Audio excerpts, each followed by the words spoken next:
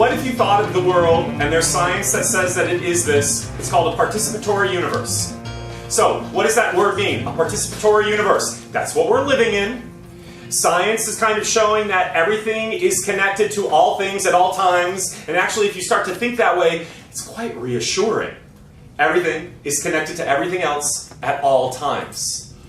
You're not all by yourself out there in this big, wicked, wide world. I find that very reassuring. But to me, what I want you to think about a participatory universe is think about it just in your own personal life, how you can participate more actively in the creation of the world you'd like to see happen for you personally. That's all you can start with is yourself. I'm not talking about the world at large. Start with yourself.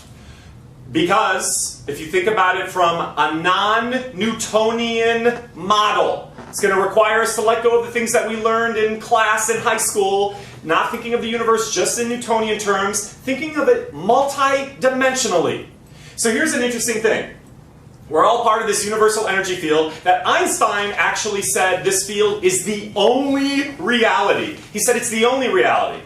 And so I guess the hypothesis is that all creation stems from this field.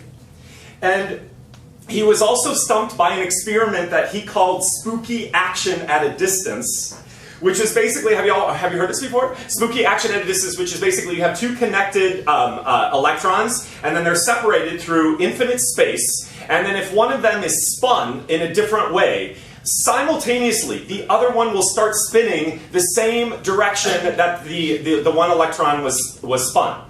And based on a Newtonian model, that's not possible. It's happening at the same moment. But under a Newtonian world, that's not possible because it requires time.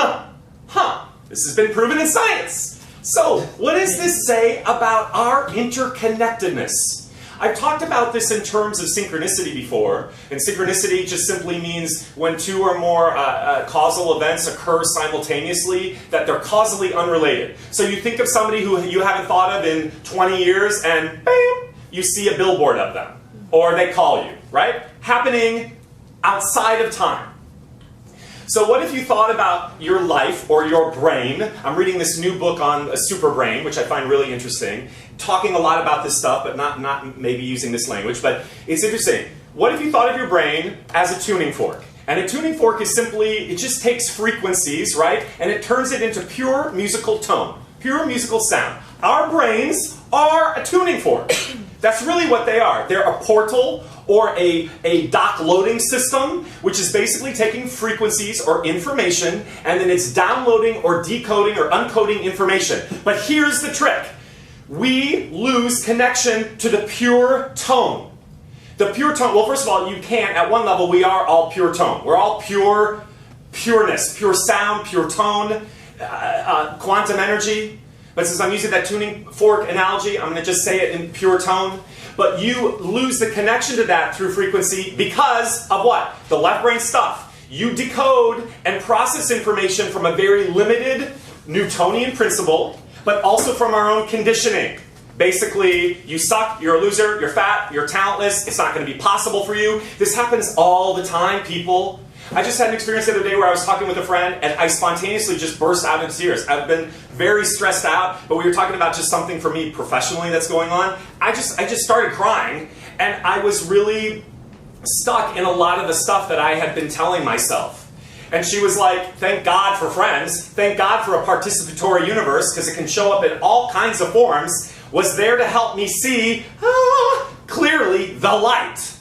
So I'm downloading the wrong information. My tuning fork is correct, but the way I download and process information is incorrect. So what we want to do is retune ourselves to the pure tone. So why don't we think about that this week?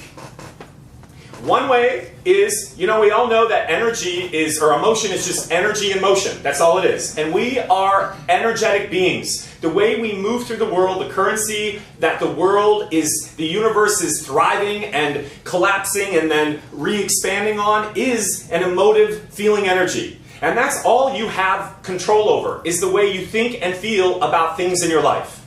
So a lot of it is requiring slight, but sometimes quite aggressive paradigm shifting.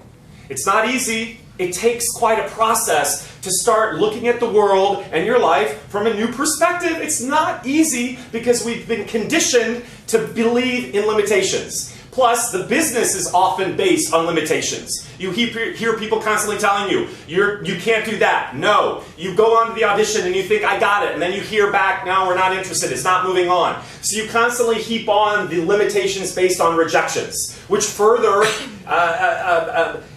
builds that false model that things are not possible for you. So this week, I'm going to end with this. What if you participated a little bit more actively in your own world, sculpting and shaping what you'd like your world to look like? And participating means this. Listen, I want you to have a dialogue. I don't want you to overthink it. I think it's good to ask questions. You could ask a question to your cat, a dog, Buddha, Kuan Yin, Krishna, the universe, infinite intelligence, Jesus. I don't really care if it's a form or formless. It could also be your friend. But I think one of the things that's important is to start to pose the question. A couple examples. How do I? Dot, dot, dot. Fill it in. How do you what? What is it that's something that's pressing for you, that's really a deep desire, that's in alignment with good feeling thought that you'd like to see happen? How do I? And then ask it. Then let it go. Another example is, what's the answer to this problem? What is it? What's the answer? Help me figure out the answer to this thing. Let it go. Another way. Who can I ask for help? Oh my God, don't everybody bombard me. I get that a lot here in the studio. You know, I got your email, I'm always helping people. I really did. I always will. I will. It's going to take me some time. There's so many students here. But ask. Somebody will come into your mind's eye. Let it go. And watch how it wants to show you, aid and abet you. Can you try to participate a little bit more actively this week in that way? Let me say one last thing about that. You guys, the interesting thing is the answers you're going to get are not always going to be, oh, yay. They're just not. The answer I got to this problem that I was facing that created all these dramatic tears, it's going to require some freaking work. I can't just sit on my ass. I'd much rather sit on my ass. It's going to require some work. So you gotta be open to the answer, even if it's not always the answer that you're wanting. Oh, I really want him to call me. You know what I'm saying? Oh, I really like her though. Forget about it. Wait for the second answer then. That's often what I sometimes say. But I think then the goal for you then is how do you then move in the direction of that thing you will know? Does anybody not know what I'm talking about? You all know. When that thing hits you, you will know. So then what do you want to do about it? Does everybody understand what I'm saying? Yeah. Capiche? Okay. Participate.